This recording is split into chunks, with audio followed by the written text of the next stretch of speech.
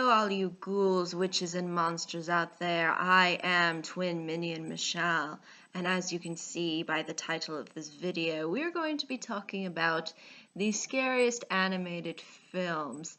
Now, this is a list that I compiled of the ones that I find to have the most scary imagery or reflect a very eerie mood throughout the piece.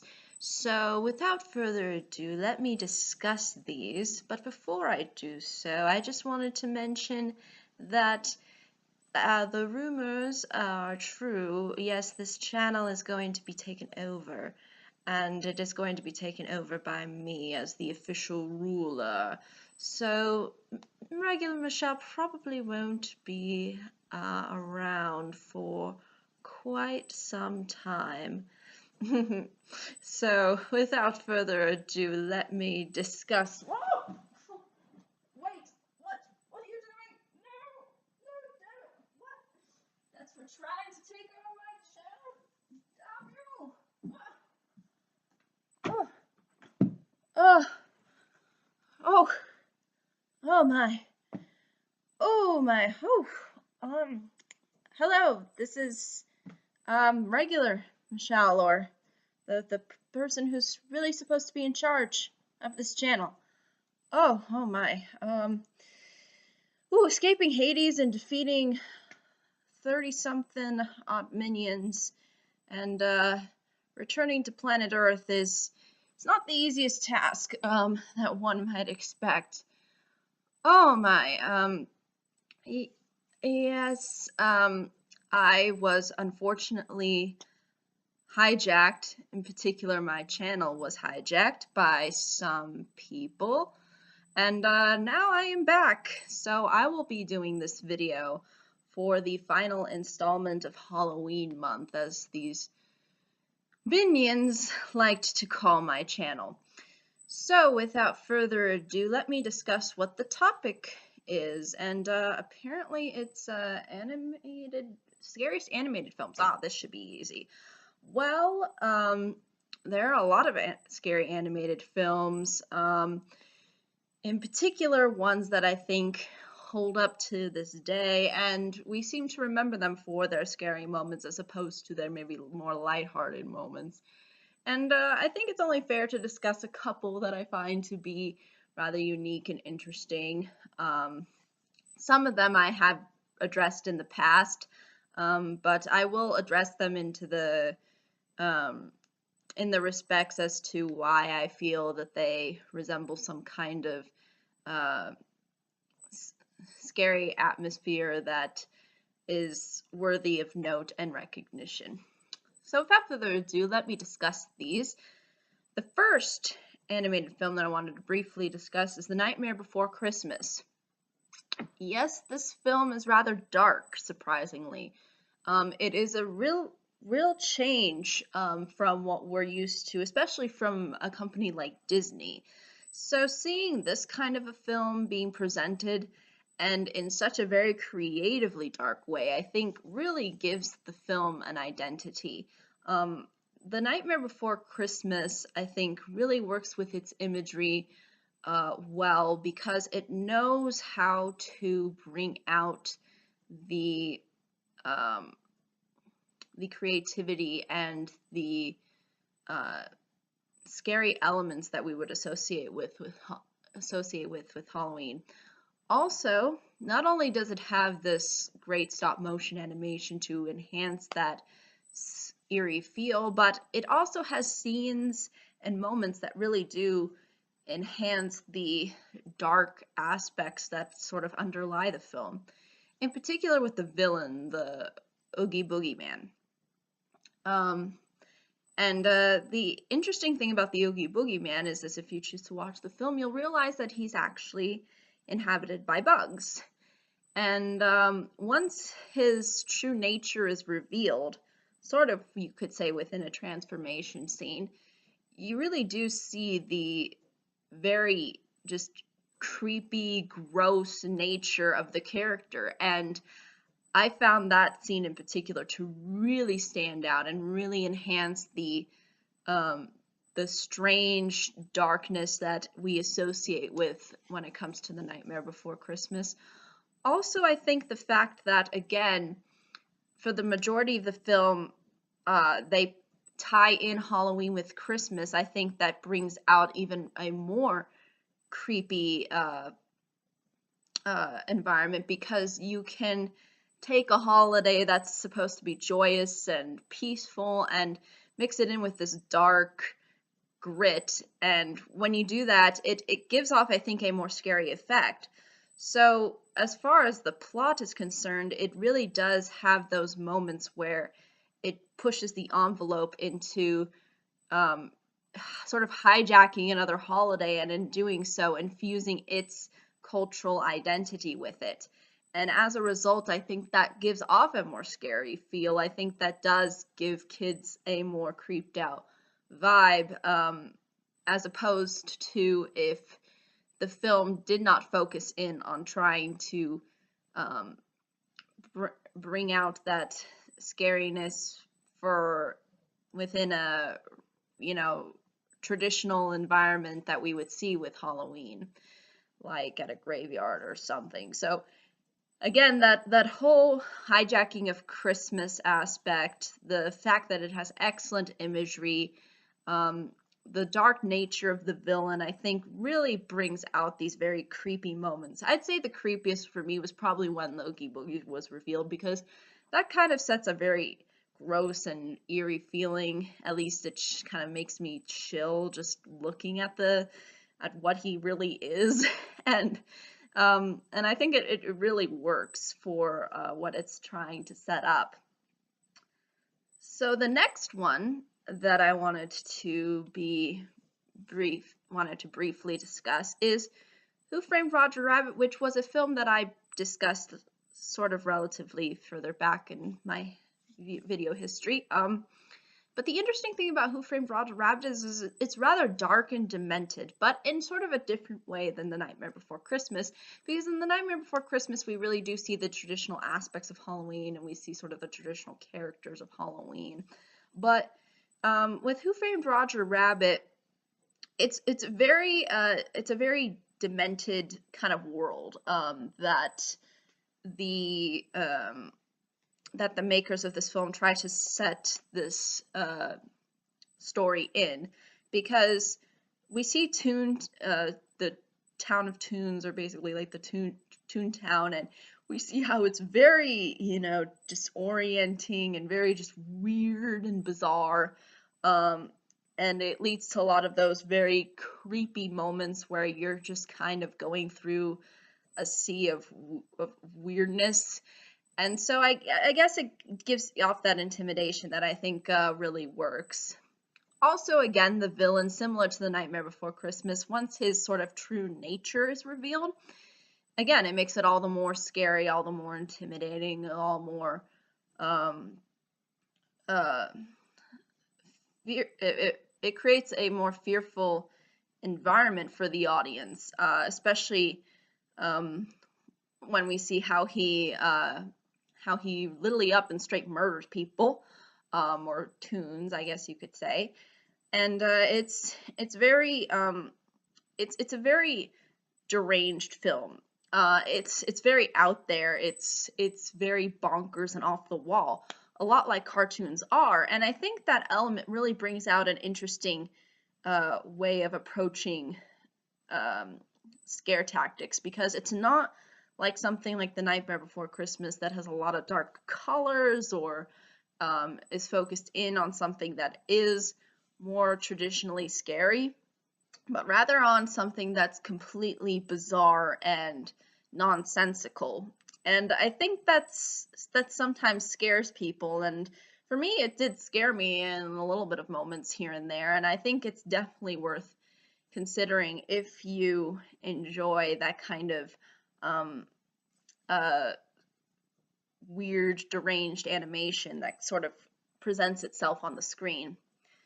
So I think Roger Rabbit is definitely one that is worth recommending, and I would and I think it's unique compared to a lot of the other animated films that I'll be sort of discussing, and as to why I think they're ultimately the more scarier ones. So, but I think that's really all I can say about that film. The next film that I wanted to briefly address is Snow White and the Seven Dwarfs. Yes, usually we don't think of this film as being scary, but there's a lot of dark scenes in this film. There's a lot of really creepy imagery. There's a lot of there's just a lot of things that make this film very sinister in nature. In particular, the villain. The villain is sort of the main focus of being that darkness, but we also have the woods that sort of come to life. We have the whole transformation scene of the villain, which again is, I think, rather unique compared to the one in The Nightmare Before Christmas or in Who Framed Roger Rabbit when the villain is revealed, because we literally see her going through a transformation that actually is what resembles what is sort of part of the thematic message of Snow White, which is,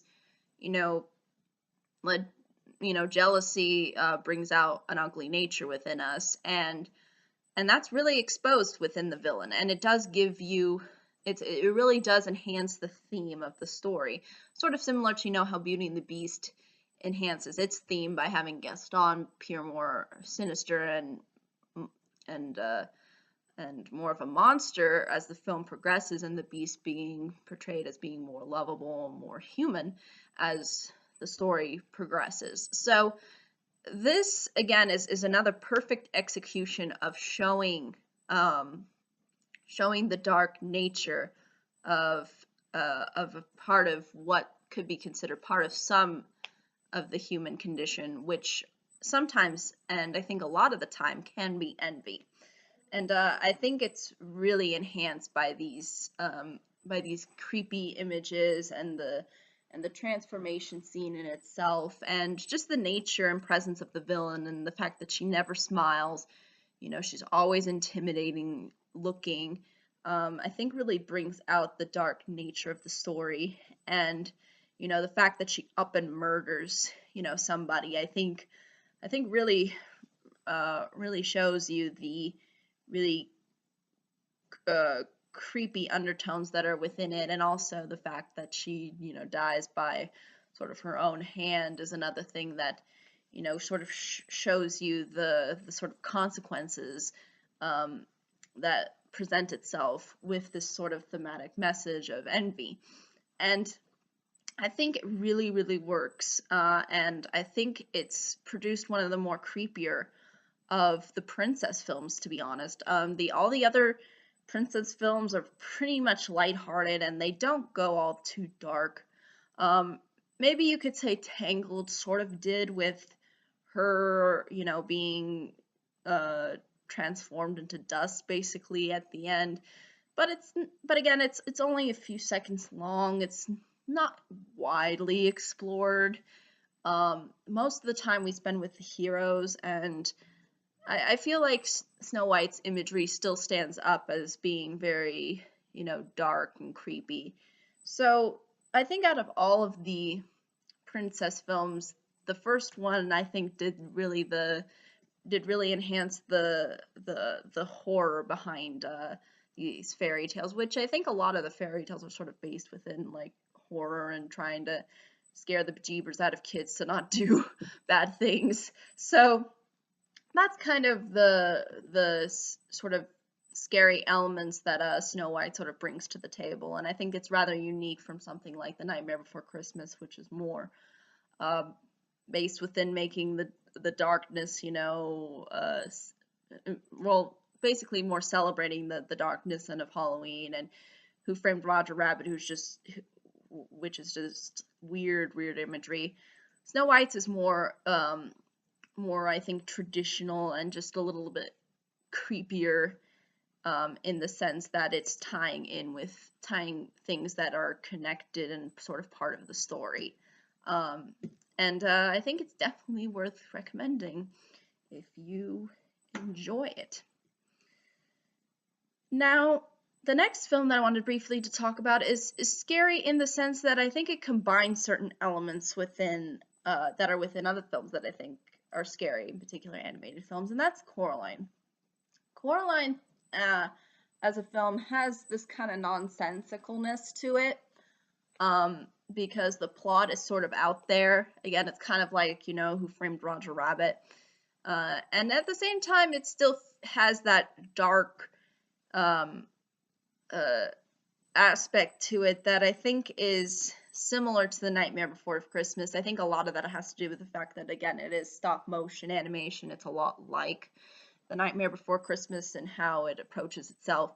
So I think it ties those two things in together pretty well, especially when you see the sort of impacts it has. And I think too, Coraline tries to bring in those elements that Snow White was trying to present with, you know, the themes tying in with the story. And as a result, we get this creepy imagery, and we do get the spooks. So I think it's definitely one that that stands out, and I think is actually, unfortunately, a little bit overlooked. But that will probably be. But I'll intend to explore that probably another time. But I think that's really all I can say about that film in particular. I just think it has a combination of elements of all the other films that I've mentioned, and sort of brings the scariness to that level. So I think it's rather unique in that respect. But the next film I wanted to briefly address is Fantasia. And oh my, Fantasia. Usually Fantasia we associate as being sort of lighthearted, but there's a lot of dark, kind of, you know, sort of sinister moments, or kind of even depressing sort of moments. In particular, when the dinosaurs, you know, are going extinct. Even I thought that was creepy, and even now I think it's creepy because, you know, it's something that could happen to maybe all of us. And that's something that I think really, really got me, and made me scared in that respect. I mean, it wasn't like it was showing me a monster, but it was showing me sort of this aspect of death, and so that's something that I found to be very unsettling. Also, the more famous The Night on Bald Mountain. That one, I think, is just the. I mean, I think this performance of animation can scare anyone. I mean, it's highlighted perfectly. It knows what to do without showcasing any words, and I think that's what's the most unique thing about Fantasia is that it can give you emotions without words and just play with the images. And I think The Night on Bald Mountain, in particular, the Rite of Spring with the dinosaurs. Also, even The Sorcerer's Apprentice too can be a little bit unsettling at times, especially when you see the kind of destruction that's going around Mickey. You know, there's a lot of things a little bit within Fantasia that sort of highlight these kinds of very they just highlight these emotions that I think are a little bit more based within being scared, being intimidated, feeling, you know, out of control. You know, those I think really are demonstrated well within and throughout the film, but largely on these particular scenes, the ones with the scenes with the dinosaurs, The Night on Bald Mountain, as well as The Sorcerer's Apprentice. Those are the ones that I think more focus in on it, as opposed to some of the other pieces throughout the film. But I think whenever it is presented, it's presented very well. And it definitely creates something very unique because, again, we don't have words, we just have music, and we just have images to absorb. So I think that's something that makes it really unique and uniquely scary from something like the other films that I've been mentioning that really revolve around a story, whereas Fantasia is just more of a series of moments, and you sort of see how those moments can sort of impact us, and think in a way that gives us the chills. So that's all I think I can say about that film. The second to last film that I wanted to briefly mention is The Black Cauldron. And yes, I understand this film is not a good film. I will not say that this is a good film. I will not defend that this film is in any way, shape, or form worthy of somebody's time. But if you want to be scared, if you want to be freaked out, this film is for you, because there are a lot of freaky moments in this movie. From the skeletons coming to life, I mean, that already is just like chills. The revelation of the Horned King, pretty intimidating. And throughout it's just very just eerie and just bizarrely dark, and you know, you have the witches too. And then you have the ending when the villain dies. And oh my, is it just unbelievable. That is probably the creepiest death I have ever seen, probably put into animated film, because it's just unbelievably unsettling. It's just like the cauldron is just pulling him in and just ripping him apart, and it's just it's so creepy. It really gets me on the edge of my seat. So I think that's why a lot of people like the Black Cauldron in particular, because it is so dark, because it is so, you know, bizarre with its images. I think it overall, with the animation, it's really well done. Again, the story and characters are lacking, but I think if you want to enjoy some really creepy images and scare the bejeebers out of your kids, or scare the bejeebers out of your relatives, put this movie on and they'll be creeped out. But again, I'm not defending that this film is great, but I'm saying that even though it's horrible, it still manages to be one of the scariest. But ultimately, I think that's really all I can say about it without really giving too much away. And unlike all the other films that I'm mentioning that have been of high quality, this one's kind of low quality. But the images are worth the price.